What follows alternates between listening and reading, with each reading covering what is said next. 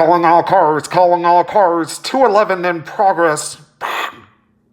Whoa, mama, that's right.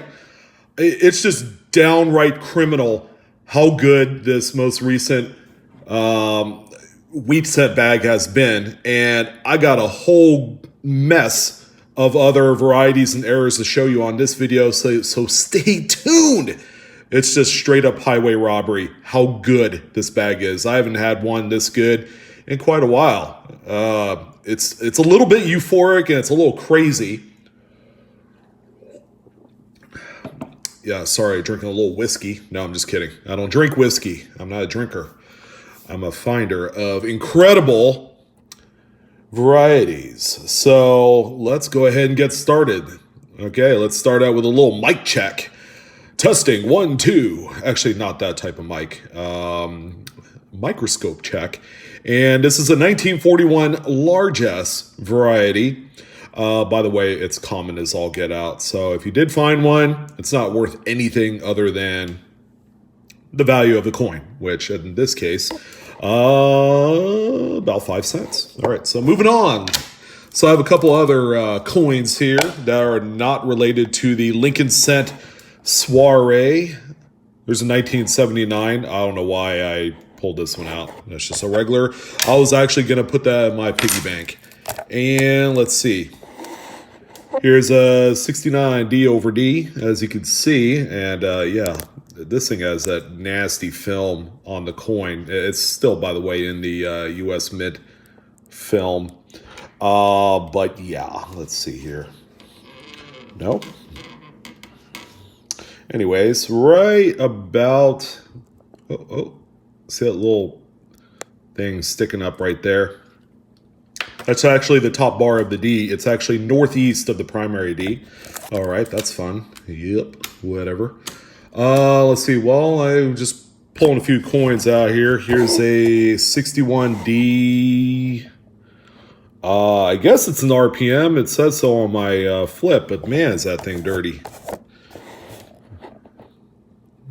Come on, Sean. Come on, Shawnee boy. Get with the program. This is not right. Let's see how this one works here. So this is the nefarious D over D over S. It still hasn't been confirmed of being a variety, although it's been talked about. See a tiny little spike hanging out at the bottom there? Well, apparently that's supposed to be part of the bottom curl of an S. I don't know if that's the case, but we're going to move on. Oh, let's see. Oh, this one's pretty cool. 57D with some die filing, heavy die filing underneath the bust of Lincoln. By the way, these are all in 2x2s.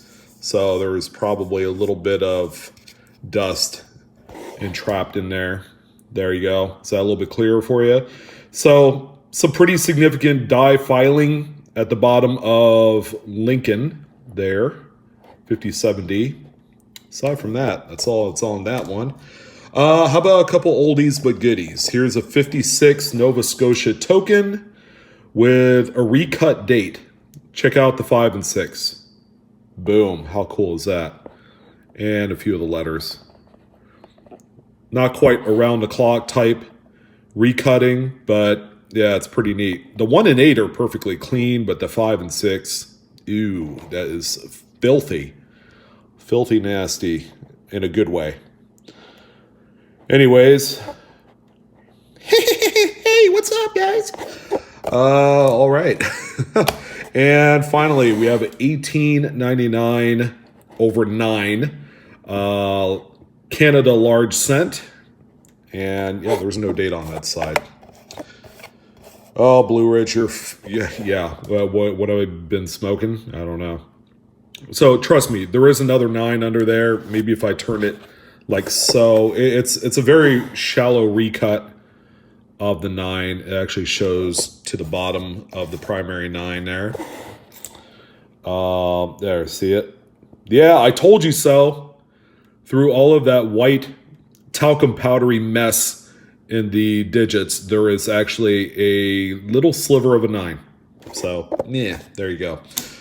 All right, how about one more? I don't know what this is. I think I've probably shown you this before, but oh yeah, this is the 64 triple die obverse Kennedy. Oh yeah, I used to date Marilyn Monroe, allegedly. But anyways, let's see. Is that better? Can you see the tripling in there? It's really nuts. This is probably, yeah, there you go. I told you so. Hey, I'm going to keep the lighting like that. I think it looks better. You can actually see some of the devices on there. All right, so that's our mic check. So let's go ahead and start out with this ridiculous looking lamination peel that I peeled back so you can see what it looks like underneath. It's like filleting a fish, and that's exactly what this thing is. This thing is a total fish right here. What year is this? 45, I believe. Yep, 45. Nothing else, but yeah. Oh my God, there it is. All right, so that's the first one. I don't know what this 58D is. I pulled out all the coins I found. Altogether, there's like 20 pieces here. So 58D. Oh yes, what I wanted to talk about was, some people are asking, what is the normal kind of like tolerances for kind of a weird placement of a mint mark? So this one right here is awfully off kilter. And see how the D is kind of like tilted and offset way to the left and a little bit up of where the mint mark usually hangs out. Well, this one, I'm happy to say, well, some of you guys are probably not going to be happy to hear it, but this is within the mint tolerances. I've seen mint marks all the way to the right underneath the third digit, much like the 53 D over D RPM. I've seen them way lower. I've seen them wedged up in between the 9 and 5. When it comes to earlier dated wheat cents, this is more so the norm than anything else. So it's nothing that I wouldn't, get too carried away with. Now, if the D was like hanging out over here somewhere in Lincoln's jacket or down here, which in the case of a 53D with a misplaced mint mark that's down underneath his jacket, that is actually something significant. Okay, and that's something I would keep an eye on. All right, so let's see. So these, I think, are BIE cents that we're just going to kind of go through here. Yes, this is 57D. It's even got a little die chip right there in the 9. So this one's pretty cool. Man, finding these BIEs, like it's, man, it's so, again, I can't stress, it's so criminal how many good coins are coming out of here. Just think, for every single BIE cent I pull out of these bags, it's like ka-ching, $2, $3, $4, $5, right in the old Blue Ridge cash register. So you guys definitely have to keep an eye out for these coins. Here's another one. This one is a 55D. Okay, another common date, $2, $3 in the bank. Okay, these are coins I sell routinely, and I turn around and flip this money into even more wheat cents. And that's probably why I have like 50,000 wheat cents sitting in a garage right now. It's nuts. But anyways, that's a really cool coin. I'm pretty sure all of these are listed in the Cuds on Coins website, 57D. There you go, another BIE. So you have the filled bottom curl of the B in Liberty, and then you have that die break that goes across. There you go. So in this case, the lighting is a little bit better, so you can see the break in between there. So that's a really nice example. Actually, let's go back to the last one so you can see that one too. Whew, man, that thing's full. It looks like a letter I almost. Here's a 52S. This one is an RPM, I believe. Oh no, let's see. Yeah, it's a little bit of an RPM. It's just to the east. You can't really see. You have that little chip coming off the 9 there. It's interesting. And let's see. Yep, small little RPM with a little spike coming off the 9 there. Is there anything worth noting in this one or doting? Oh yeah, yeah, that thing, the interior die break in Lincoln's skull. Man, you could pop that thing wide open and look like cherry pie inside. But wow, yeah, that thing's a beast. Again, that's $2, $3, $4, $5 in the bank right there. People actually pay money for various stages of those die breaks, so they're worth money. This is what they call the Winged D, 1952. It only really occurs on the 52Ds. But what it is, it's a little die chip that forms right off of the back of the D. So this is actually an earlier die state of that type of little die chip. It actually goes back a lot further than that, like way past the 9. It actually looks like wings. I found a few of them, and again, $5 bill right there. You get some good close-up photos like this. And then you throw them on eBay and, do a $4.99 buy it now or $9.99, and these things sell like hotcakes. They do, because I've sold a number of them. What do we have here? 55S. And nothing there. Oh, I know what this one is. Holy smokes, this one is just absolutely gnarly. So it doesn't look like much. You get right here, you see one die crack. Okay, it goes into the wheat stock. And then you come up a little ways and you find 2 more cracks that go from the wheat stock to the rim's edge. Okay, so this is a retained die break. Eventually this will be a cud. But man, 1, 2, 3 cracks on there that form this retained die break. So again, this is $10-15 right here. It's just money. This is all money right here. There are certain specimens I keep. All the doubles I end up actually throwing. Oh, look at this thing. Jeez. Yeah, I end up throwing all of my doubles on eBay whenever I get the chance. It just takes a while to list these because you have to do the close-up microscope images, and then you have to do full images of the coin, just the normal stuff. But, once you get, a few dozen or 2 on there, man, they sell back-to-back pretty quickly. I usually do $4.99 7-day auctions on them with free shipping, and then I'll send it in a plain white envelope. Pretty simple. But yeah, there's a big old die chip. These were commonly referred to as a misplaced D, but as you guys know, it's an S mint mark. Okay, it's just a really big die chip that forms the 5 into the mint mark. This thing is nasty also. I love it. This one is probably maybe a few bucks, somewhere around there. I don't think there's anything on the reverse. Might be a die chip or 2 in the wheat stock, but that is not the main selling feature of that coin. That one's cool. So what we have here is a 1950D. Of course, it's got a little filled mint mark in there.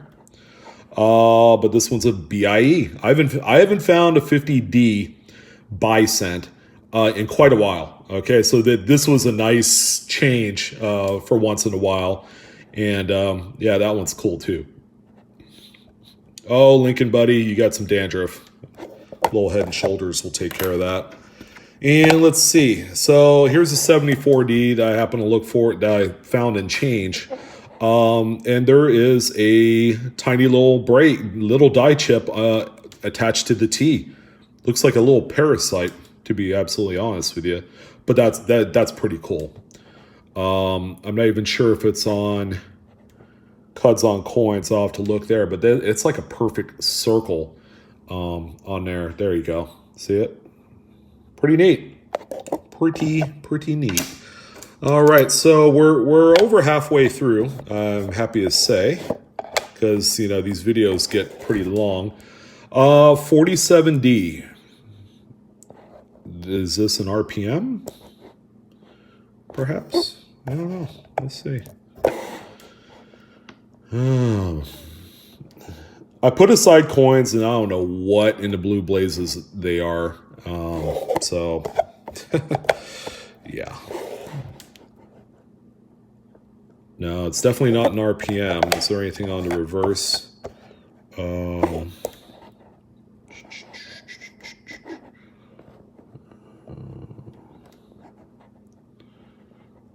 don't know, guys. Maybe I was just seeing stuff. Oh, you know what it is? Look right there. See it? It's some sort of strike through at the bottom of Lincoln's bust. That's what it is. Jeez. Yeah. So right here, this area, it's actually depressed. It's not damage. It's a tiny little strike through. Maybe it struck through a little fragment of something like a piece of wood or something. Something. All right. So here is a sample of what they call in the Lincoln Cent community as a woody. All right. Got wood? Yes, right here. So this is a close-up look of the striations in the planchet, which is brought upon by a improper alloy mix, okay, is what it is. And that you get these pretty neat streaks on the coin surface. It actually goes right through the coin, and it looks like wood grain. People have been collecting these for a while, and some of them get absolutely fun to look at. They get really fancy, but I saw this one, and I'm like, oh, you know what? The crew will want to see this one. A really nice close-up example of a Woody. Woody Allen. All right, so here's a 55D. Nothing there. Interesting coin, I guess. It's in decent shape. It's got a big old carbon spot as a selling point. Not really. Do not take my word for it. There's a little die crack right there, that little squiggly. That might have been the thing I wanted to show you guys. I don't know. Let me see.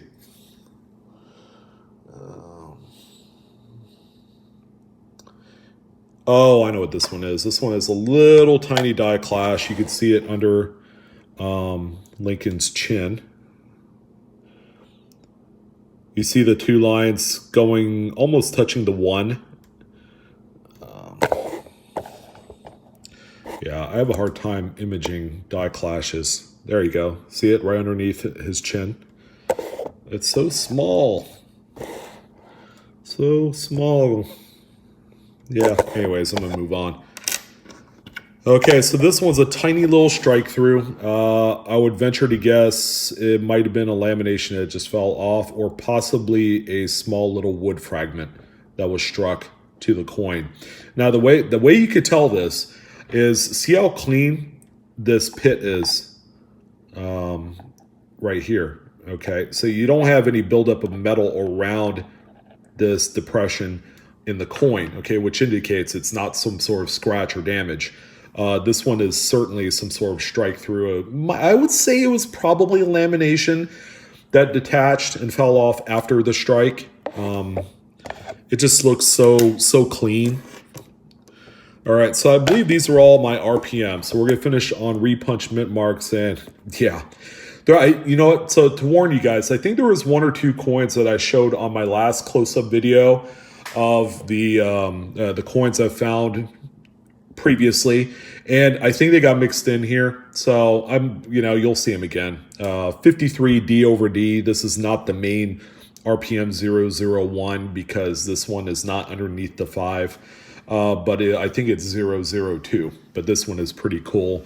This is $5-10 all day long. So I'm happy with that one. Here is, okay, this one is kind of an interesting story because the coin looks good, and then it has this like swath of BU red right here. So this one actually had a little piece of like glue or something on there, but this one is an RPM as well. So you can see the secondary S north of the primary S. All right, can you guys see that? So let's see right there. You can see the second S just kind of like flowing off of there.